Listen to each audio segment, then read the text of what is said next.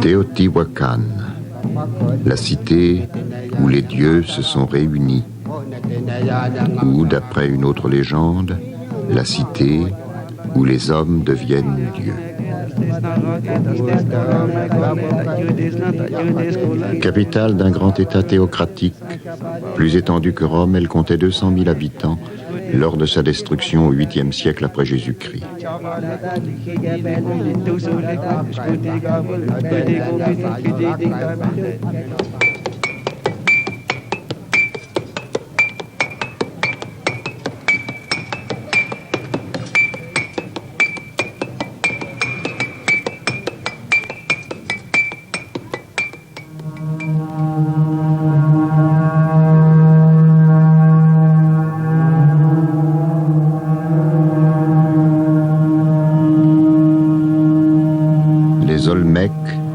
Les Zapotèques, les Toltèques, mais surtout les Aztèques, ont chargé ce lieu d'une mémoire qui va au-delà de l'histoire, jusqu'au récit mythique de la création du 5e soleil. Pour les Aztèques, peuple du soleil, Teotihuacan était l'origine et le centre du monde. Ce monde trouvait sa cohérence dans sa structure en forme de croix. Nombril du monde, Teotihuacan était considéré comme le cœur de cette croix. Il engendrait les significations des 4 directions de l'espace.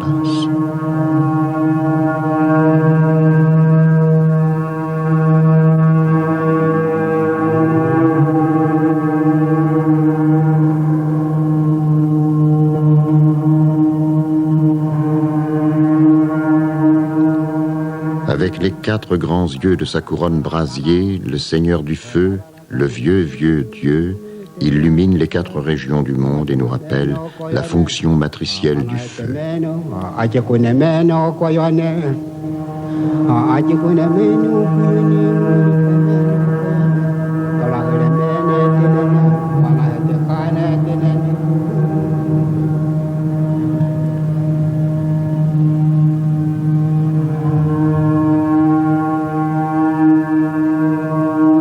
Teotihuacan garde la mémoire des origines de la vie, figurée par le jaguar, dont le cri est modulé par la conque.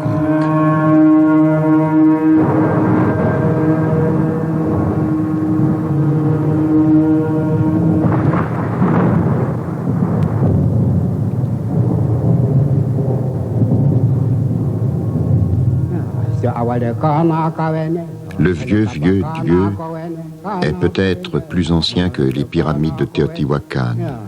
Des statues de ce dieu furent découvertes sous la lave qui a enseveli 4 siècles avant Jésus-Christ la pyramide circulaire de Cuicuilco, l'un des premiers lieux de culte de la vallée de Mexico.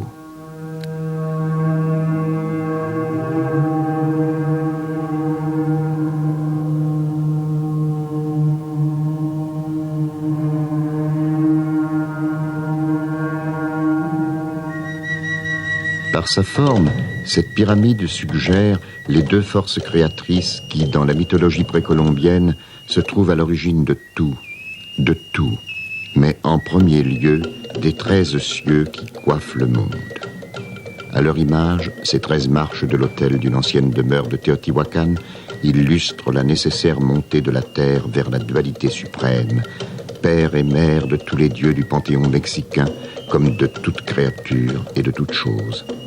Sur ce disque est symbolisé le couple primordial qui rappelle le yin et le yang de la tradition chinoise. De son mouvement jaillit l'ordre cosmique. Le ciel, trône des puissances divines, et en dessous la terre, théâtre de l'incarnation.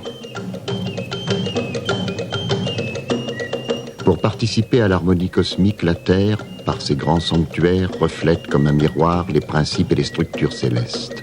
Ainsi, à Teotihuacan, les 2 grandes places, dites de la Lune et de la Citadelle, évoquent les 13 cieux par leurs 12 autels qui rayonnent autour d'un centre. Cette dualité terre-ciel exprime la loi fondamentale de la vision cosmique précolombienne, la complémentarité. Le soleil lui-même n'échappe pas à cette loi. Au soleil diurne correspond le soleil sous la terre, le soleil nocturne.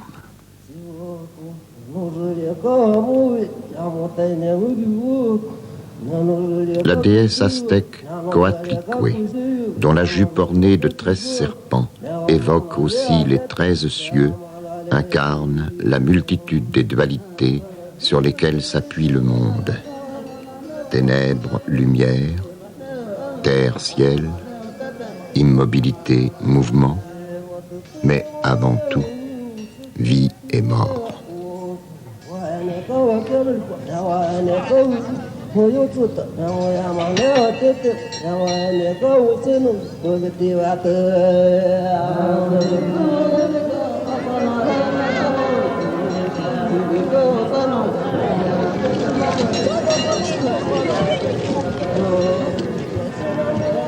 Cette vision d'un monde régi par des forces complémentaires a traversé les siècles et de nos jours imprègne encore le christianisme mexicain. Ainsi, la fête de la Toussaint devient la fête de la communion des vivants et des morts et relie le christianisme et le Mexique précolombien.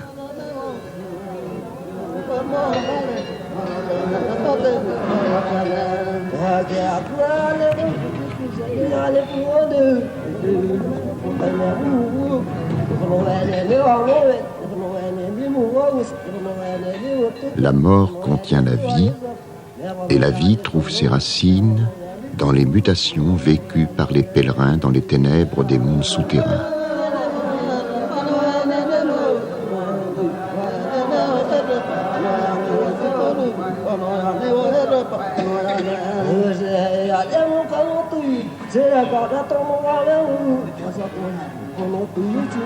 La décomposition des corps n'anéantit pas l'être, mais, au contraire, libère les énergies nécessaires aux germinations futures.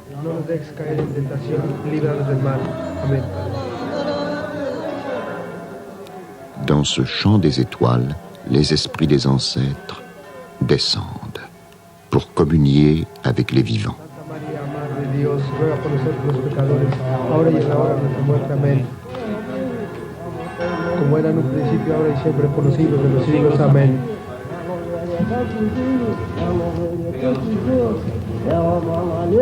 Par ces rites ancestraux s'effacent les frontières apparentes entre la vie et la mort, entre ce monde et l'au-delà.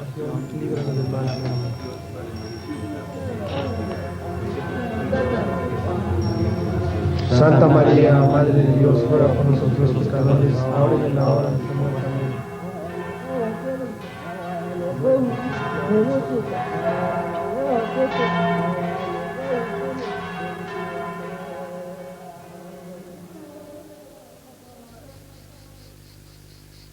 Dans cette vision mythique où tout est deux, la vie elle-même se manifeste par des réalités à double visage.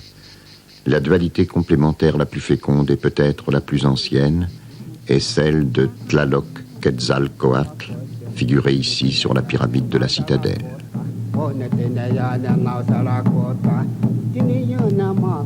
Tlaloc, le dieu serpent jaguar,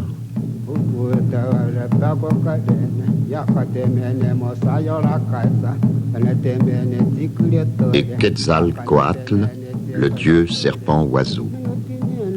Tous deux réunis symbolisent l'ensemble des manifestations du monde visible et invisible.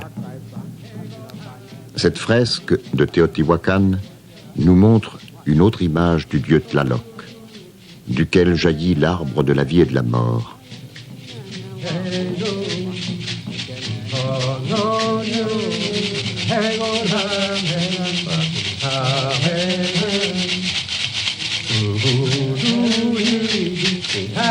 Aidé par ses prêtres, il dispense la pluie fécondante. Tlaloc assure la succession des saisons dont il est le maître et préside à la cohérence de l'espace dont il est le centre. Tlaloc partage le pouvoir de croissance de la nature avec son épouse. la déesse oiseau-papillon, qui, du haut de son 9e ciel, gouverne l'arbre de la vie.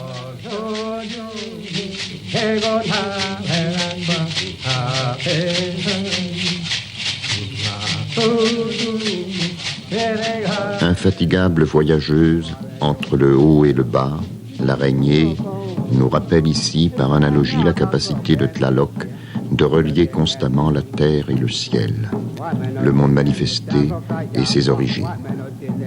D'après certains mythes cosmogoniques mexicains, la montagne primordiale, la montagne mère de toutes les autres, est située au nord de Teotihuacan, au-delà de la pyramide de la Lune.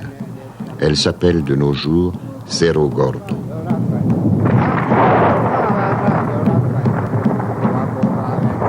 Tlaloc était aussi considéré comme le maître des nuages qui entourent les cimes et le maître des sources qui jaillissent des entrailles de la montagne.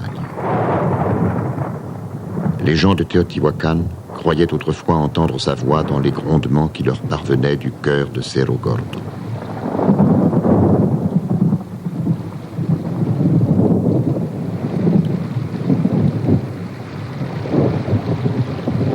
Seigneur de la pluie, Tlaloc engendre le tonnerre et son esprit rend l'eau féconde.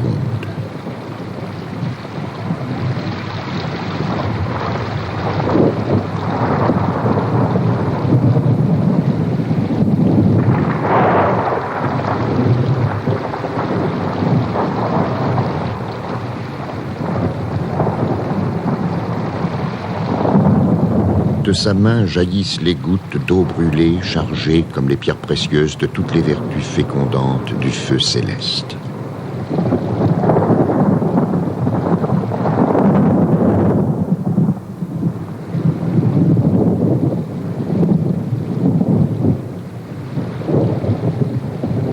Par ses 2 sceptres, source des éclairs, Tlaloc régit le calendrier agricole.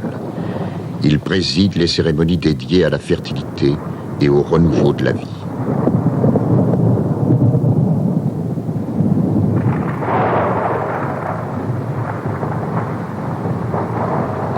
Pendant 2 à 3 millénaires, les civilisations d'agriculteurs qui se sont succédées de l'époque de Teotihuacan à celle des Aztèques ont assuré la pérennité du culte de Tlaloc. À Tenochtitlan, l'ancienne Mexico, capitale des Aztèques, détruite par les Espagnols en 1521, Tlaloc partage le sommet de la grande pyramide du temple majeur avec le principal dieu aztèque, Huitzilopochtli. La chapelle bleue de Tlaloc, sur le côté nord de la pyramide, confirme ainsi la continuité de la vision mythique des peuples des hauts plateaux. Tlaloc a été constamment associé à la genèse et à la croissance du vivant. Ses fonctions fécondantes révèlent l'étroite parenté entre Tlaloc et la déesse de la Lune, dont l'autel se trouve à Tenochtitlan, au centre du sanctuaire, là où se croisent les 4 points cardinaux.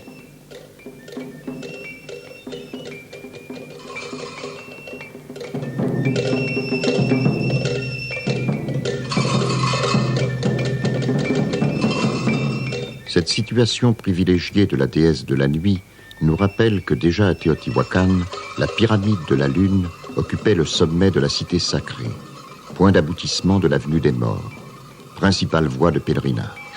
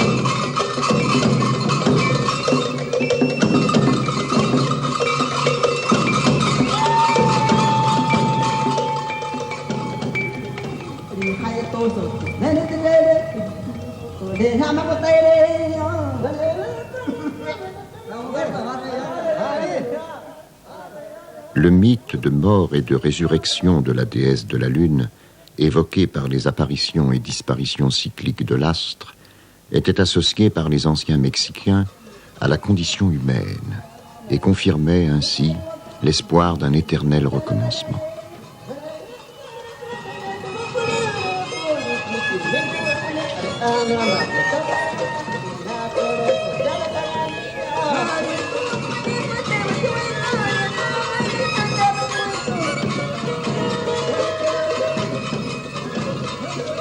Miroir du soleil, la lune évoque la féminité et par là même la fécondité.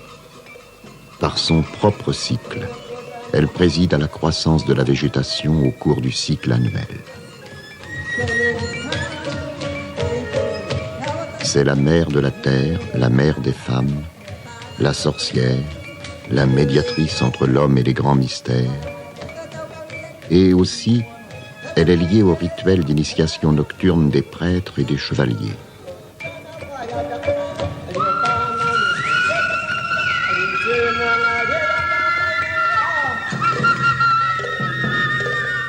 Parce que les eaux sont soumises au rythme des pluies et des marées, et parce qu'elles sont germinatives, elles obéissent à la lune.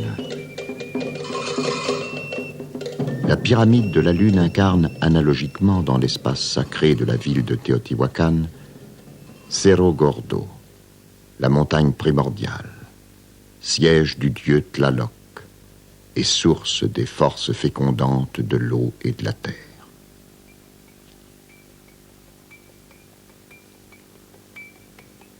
Entre la pyramide et l'autel central de la place de la Lune, l'édifice appelé la Maison des Prêtres reproduit par son plan en forme de croix les 5 régions du monde, les 4 points cardinaux organisés autour du centre.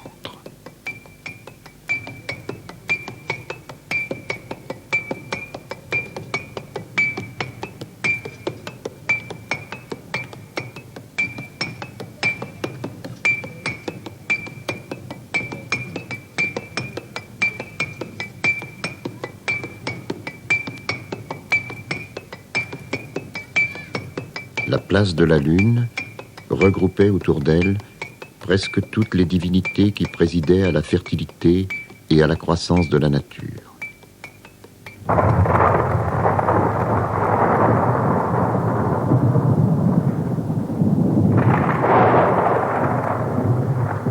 Ainsi, la sœur de Tlaloc, la déesse de l'eau précieuse, dont la statue a été trouvée juste à côté de la pyramide.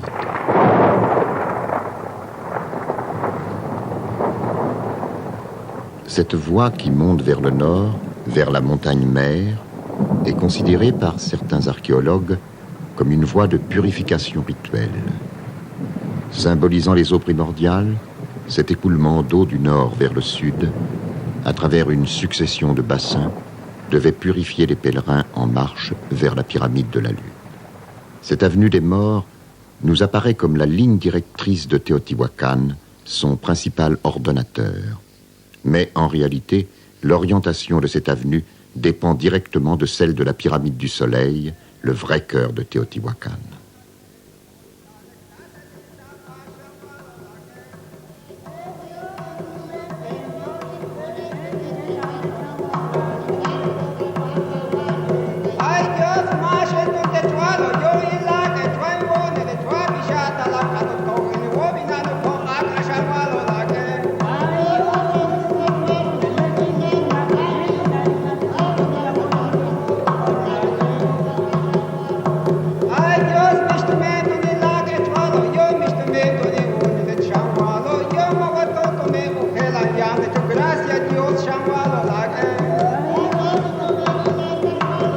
Par sa façade ouest, la pyramide du Soleil se souvient du passé le plus lointain du sanctuaire.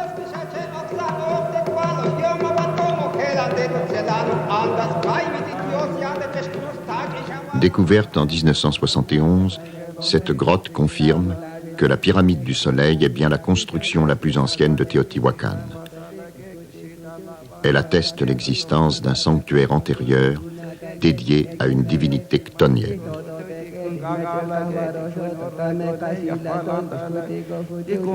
C'est autour de cette grotte que va naître Teotihuacan, future capitale religieuse des peuples mésoaméricains.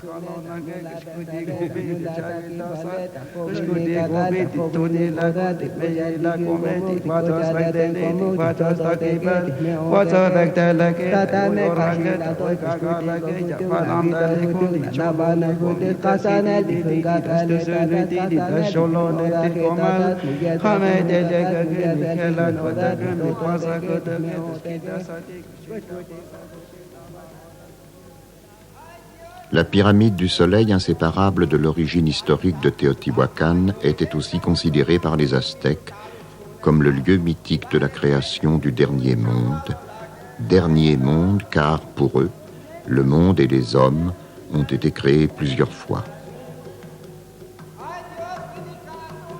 Ce monde, c'est-à-dire le nôtre, est considéré comme le 5e dans une série de créations et de cataclysmes successifs. Chacun de ces 4 mondes précédents s'appuyait sur un seul des 4 éléments fondamentaux, la terre, l'air, le feu et l'eau, d'où leur fragilité et leur disparition. Le mythe cosmogonique mexicain est figuré au milieu de ce calendrier aztèque où les idéogrammes des 4 mondes antérieurs entourent le visage central du 5e soleil.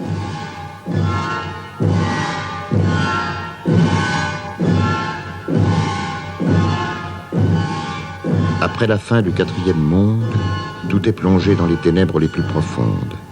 Il n'y a plus ni aube ni crépuscule. Sans lumière et oubliée des dieux, l'humanité est figée dans la peur.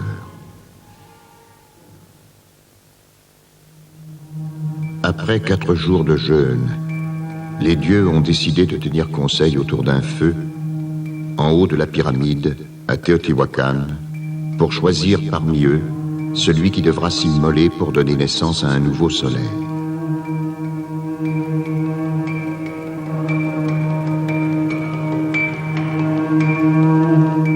Le plus noble de tous, surnommé l'escargot à plumes, accepte de se jeter dans les flammes. Il essaiera 2, 3 fois et, de peur, renonce.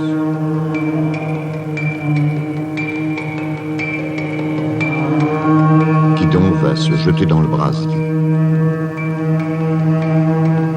De son coin obscur sort un descendant du vieux dieu, très laid et très bossu, surnommé le pustuleux. Sans hésiter, il se jette dans le feu, suivi d'un aigle.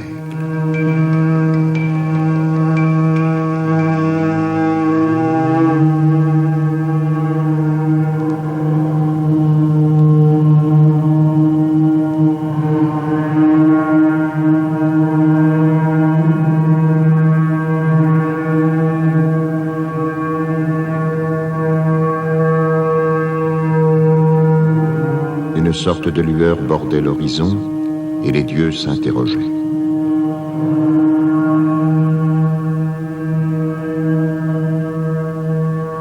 Où va se lever ce nouveau soleil, au nord, au sud, à l'est ou à l'ouest?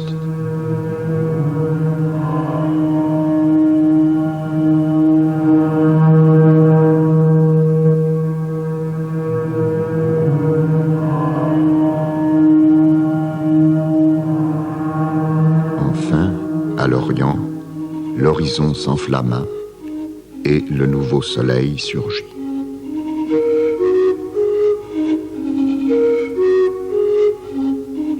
Une fois encore, le monde fut arraché aux ténèbres et le premier jour de ce 5e monde parut commencer.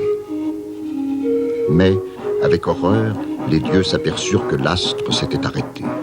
Le nouveau soleil, figé au-dessus de l'horizon, réclamait le sang des autres dieux pour alimenter son mouvement et celui de ce nouveau monde. Alors les dieux décidèrent de se sacrifier et Quetzalcoatl se chargea de tous les tuer.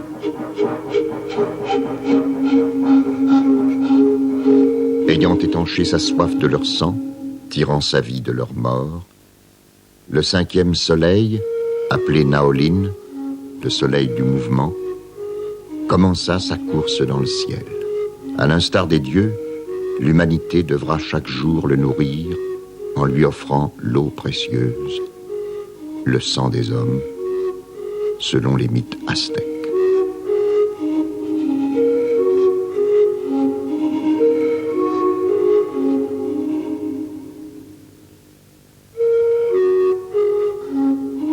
Par son mouvement cyclique, le soleil va créer le jour et la nuit.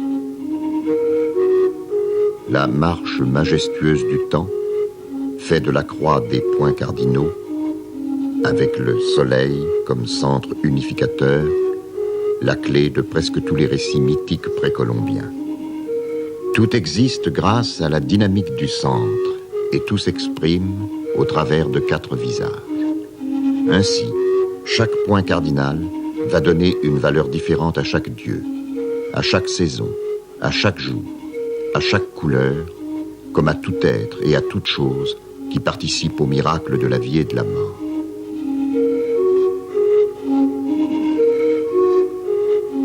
Parmi ces 4 points cardinaux, le plus important pour les anciens Mexicains était celui du couchant.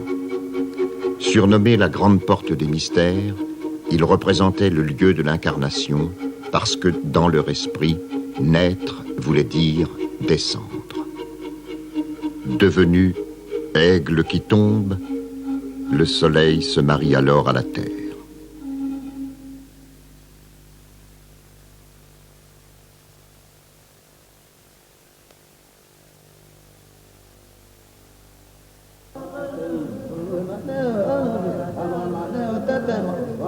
Transformé en jaguar, le soleil nocturne s'enfonce vers le pôle d'en bas, vers minuit, dans les profondeurs de la terre, en traversant le pays des morts, le Mictlán. Il arrive au centre des ténèbres, où se trouvent les racines du monde, où la mémoire des humanités antérieures se conserve dans la pérennité des squelettes. Nord et minuit à la fois, ce centre d'en bas soutient l'axe du monde et agit comme un foyer de mutation. Le soleil va retrouver sa vigueur et, redevenu oiseau, il pourra vaincre les ténèbres.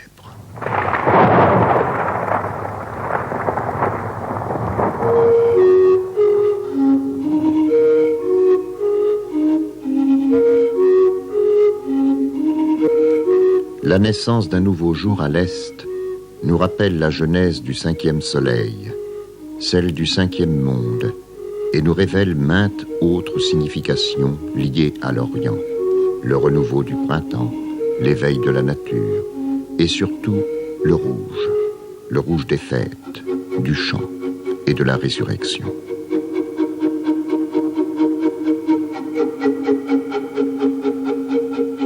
Le rouge, couleur liée symboliquement à Tlaloc, inonde le paradis terrestre, situé à l'est et présidé par Tlaloc, le Tlalocan.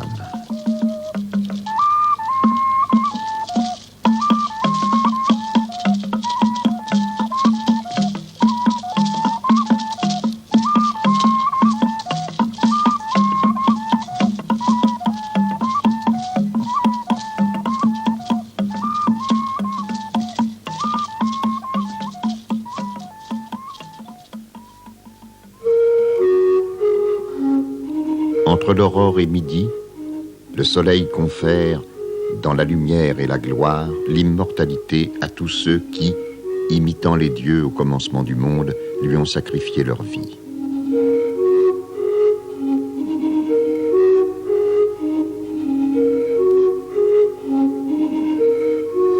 Cette idée de participer avec les dieux à la survie de ce monde continuellement menacé va s'exprimer plus tard chez les Aztèques par des sacrifices rituels, codifiés dans le cadre du calendrier et assurés par des guerres sacrées.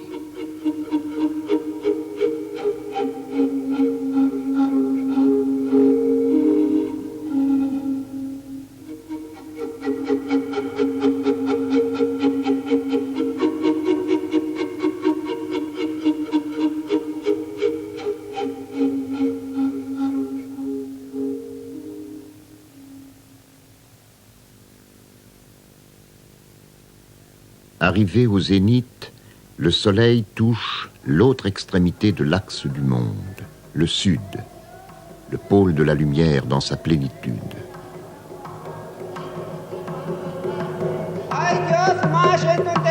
La croix des 4 régions du monde va s'enrichir de nouvelles significations grâce à un deuxième cycle du mouvement solaire, celui de l'année, avec ses 4 saisons et ses 365 jours.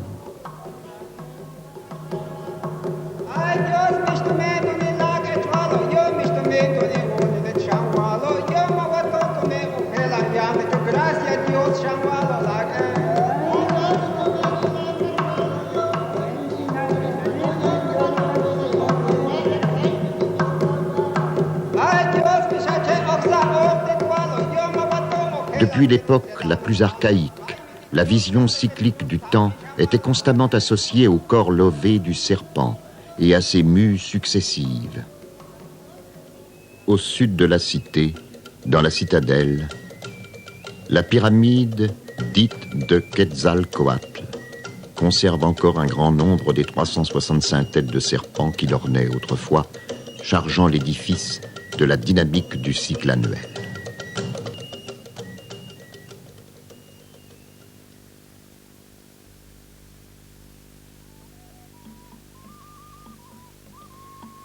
Ce périple du soleil entre 2 solstices, entre le jour le plus long et le jour le plus court de l'année, nous le retrouvons inscrit dans la structure même de la pyramide du soleil.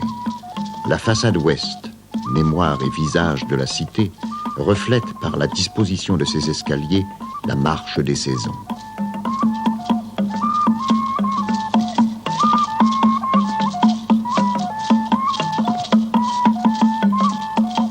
Au premier étage, l'escalier orienté au sud-ouest regarde le couchant du soleil qui marque le début et la fin de la période des nuits les plus longues de l'année.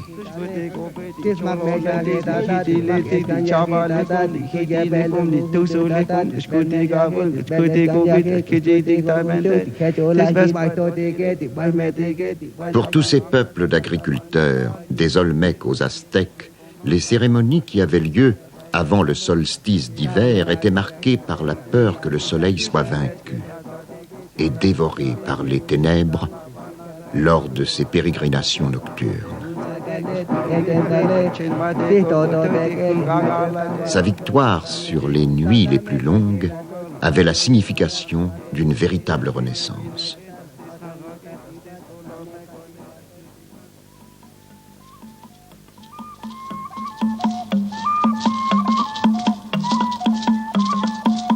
L'escalier central, et avec lui l'ensemble de la façade ouest, regarde vers le point de l'horizon correspondant aux 2 couchants qui, entre le 19 mai et le 25 juillet, délimitent le passage de la saison sèche à la saison de pluie et annoncent l'épanouissement de la nature, la profusion des fleurs, des oiseaux et des papillons.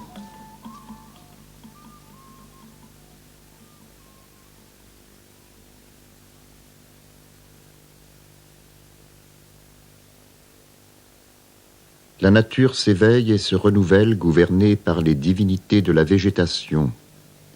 Les plus anciennes, Tlaloc et Xipetotec, ou le dieu aztèque, Xochipilli, le seigneur des fleurs.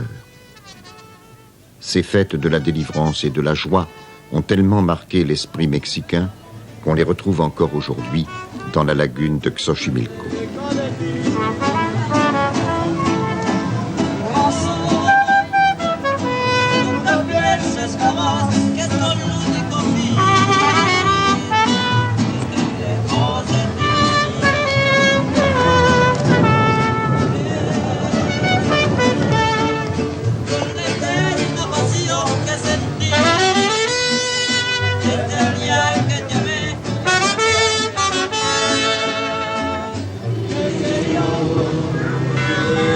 On les retrouve aussi dans les vestiges des anciens rites agraires et solaires intégrés aux rituels chrétiens au moment de la Semaine Sainte.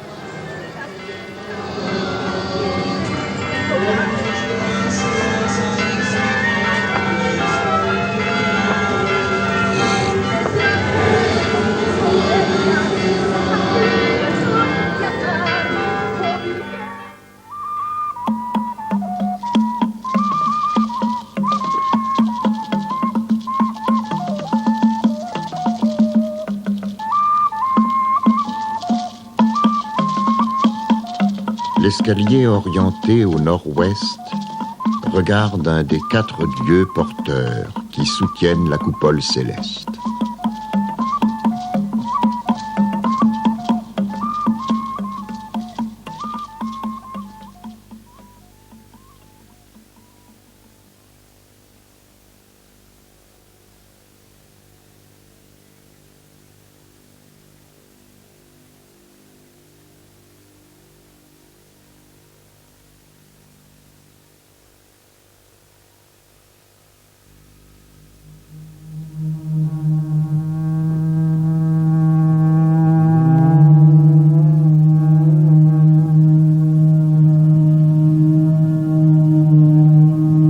La pyramide du Soleil regarde avec sa façade ouest vers le point de l'horizon où le Soleil se couche le 19 mai et le 25 juillet, jour de l'année où le Soleil se trouve à midi juste au-dessus du sommet de la pyramide. C'est donc ce point de l'horizon qui détermine l'orientation de la pyramide du Soleil. À son tour, le monument solaire va ordonner l'ensemble de la ville. Le 19 mai, jour du premier passage au zénith, avait lieu la fête la plus importante du calendrier précolombien. Chez les Aztèques, c'était la fête du Dieu invisible, image du soleil de terre et de l'humanité en quête du salut.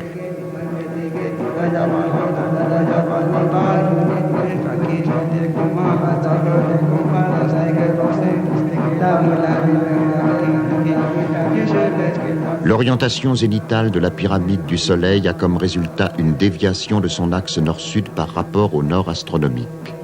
Cette déviation est de 17 degrés vers l'est. Ceci vaut pour la pyramide comme pour l'avenue des Morts depuis la fondation de la ville.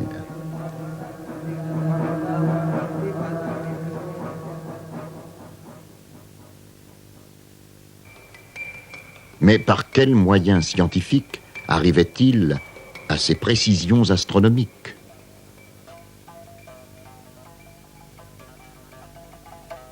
À Xochicalco, où vers 800 après Jésus-Christ s'est tenu le grand congrès des astronomes mésoaméricains pour harmoniser les calendriers, les prêtres astronomes ont fait construire un observatoire souterrain qu'on peut encore visiter. Dans l'esprit de ces prêtres, le soleil au zénith acquérait la qualité de cœur de l'univers. Au moment zénithal, par le sommet de la pyramide, passe un axe invisible qui réunit le ciel et la terre. Le savoir des prêtres astronomes était très proche de l'astrologie, science à vocation sacrée. Mais la précision de leur connaissance étonne encore les scientifiques d'aujourd'hui.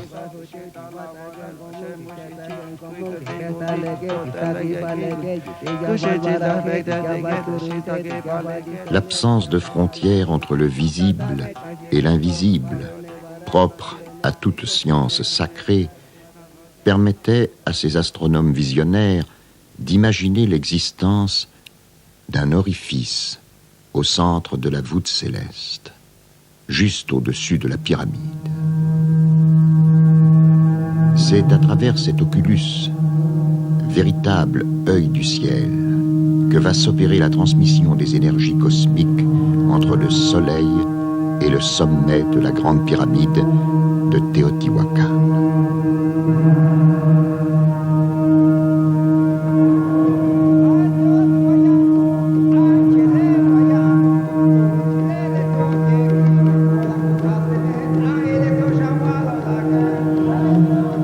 La déviation de 17 degrés de l'avenue des Morts et de l'ensemble de Teotihuacan prouve l'importance du moment zénithal, d'autant plus que cette déviation va être reprise dans presque tous les sanctuaires des hauts plateaux mexicains jusqu'à l'époque aztèque.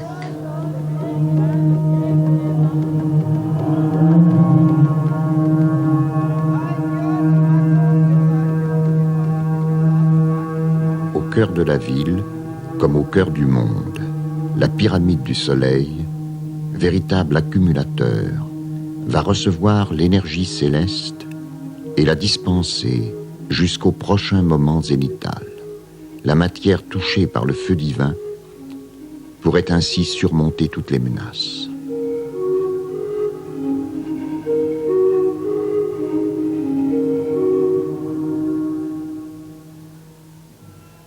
Au passage au zénith de la constellation des Pléiades, tous les 52 ans, on célébrait la fête du feu nouveau, ou fête de la ligature des années, marquée par cette pierre du soleil.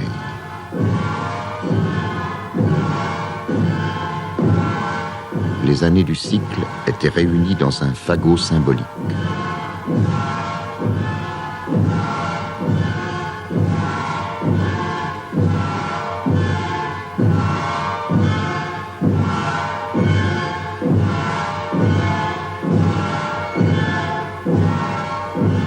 Certains de ces fagots étaient enterrés dans un tombeau rituel. Avant la fête, on éteignait tous les feux. Ce jour-là, tout le monde était saisi de frayeur et attendait dans l'angoisse ce qui allait se passer. S'il devenait impossible d'allumer le feu, ce serait la fin de la race humaine et les ténèbres de la nuit deviendraient éternelles.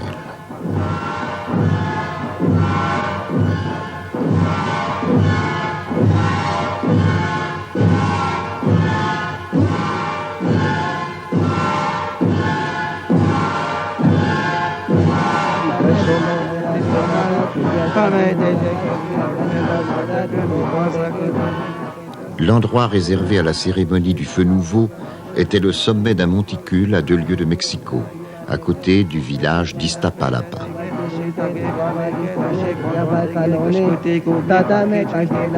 À minuit, les prêtres guettaient dans le ciel le passage de la constellation des Pléiades, puis ils essayaient d'allumer le feu à l'aide de 2 morceaux de bois.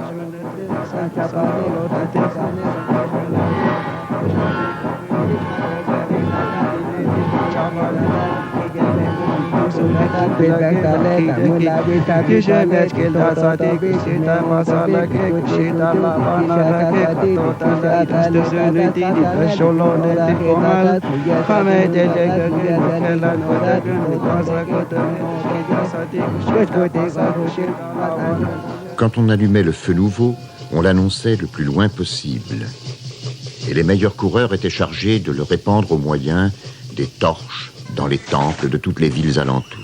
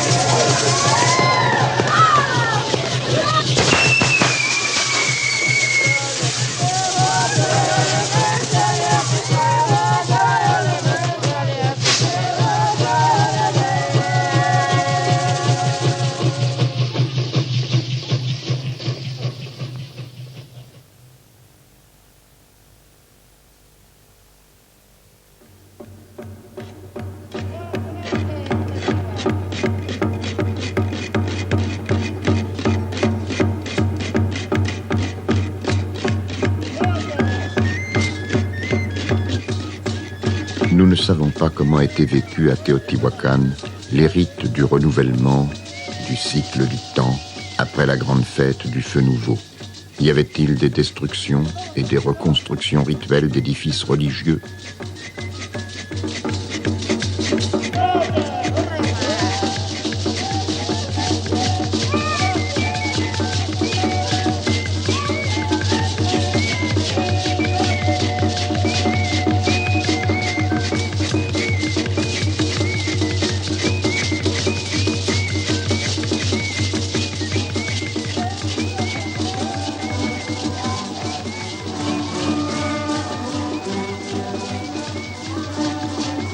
Plus tard, les Toltecs et surtout les Aztèques nous ont laissé des vestiges comme le sanctuaire de la place des Trois Cultures ou la pyramide de Tenayuca, qui montrent que tous les 52 ans, les anciennes pyramides étaient rituellement détruites et recouvertes. On affirmait ainsi le renouvellement du temps au commencement du nouveau cycle. Les temps anciens devenaient le fondement des temps nouveaux.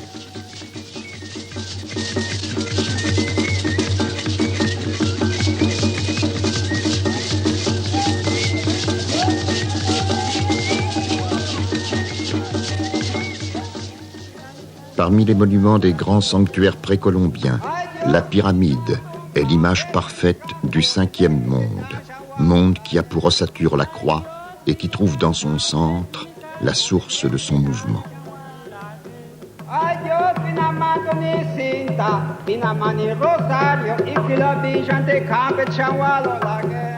Les pratiques rituelles liées à la pyramide étaient accomplies dans le temple, sur la petite plateforme du sommet.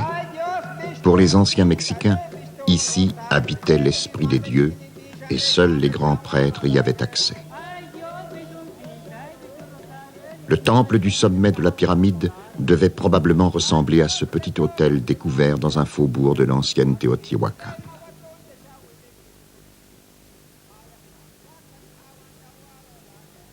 La pyramide, par sa lente montée vers le ciel, est l'image du monde en état d'assomption. En effet, la pyramide représente symboliquement le carré du monde visible.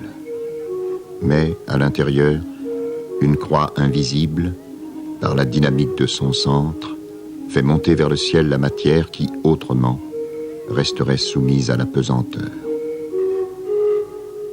Dans une telle perspective, la pyramide figure la croix de Tlaloc, de Quetzalcoatl, ou du vieux dieu, projeté dans l'espace par l'énergie créatrice du cinquième soleil.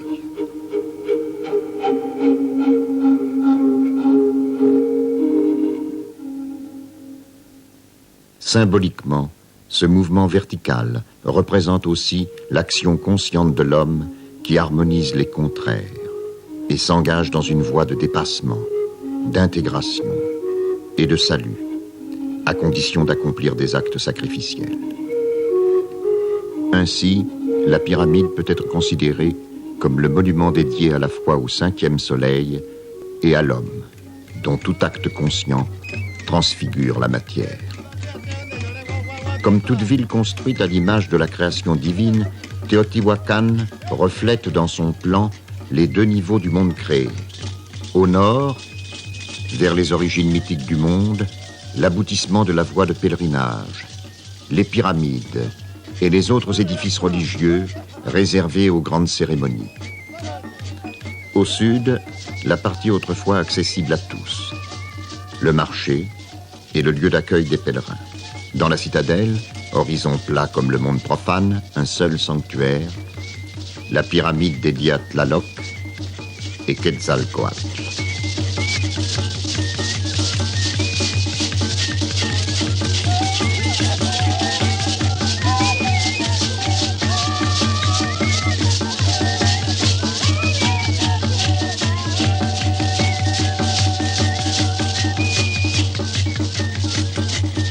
Entre ces deux parties de la ville, les anciens prêtres urbanistes ont dévié le cours du fleuve pour établir une frontière précise entre le monde profane et le monde sacré.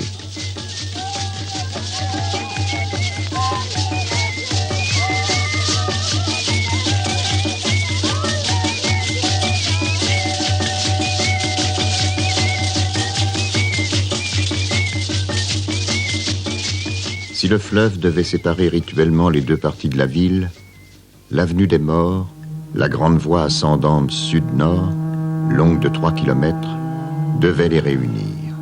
Itinéraire analogue à un passage entre le monde des hommes et le monde des dieux, elle assurait la montée du cortège entre le bas et le haut de la ville.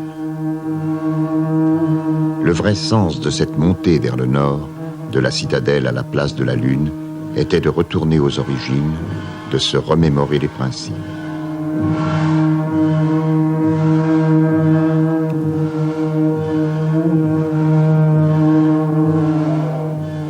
L'avenue des Morts devenait ainsi une voie vers l'au-delà de la mort, voie par laquelle les hommes dépassant et intégrant les contraires devenaient des dieux, réalisant ainsi la promesse contenue dans le nom même de Teotihuacan.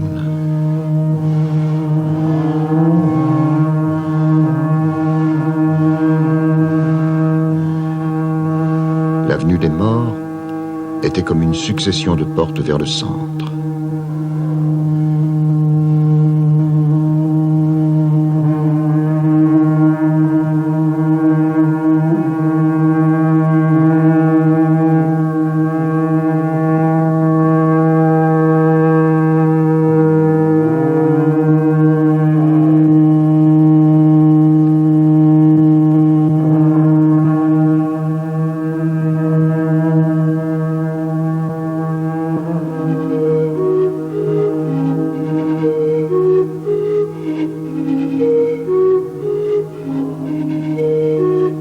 Succession de portes vers les origines.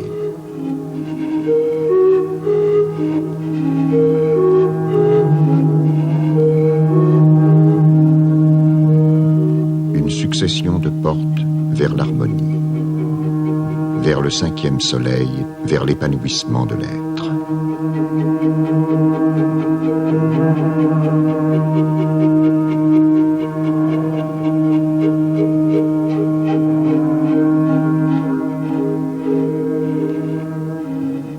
Épanouissement qui, chez les anciens Mexicains, avait pour symbole la fleur.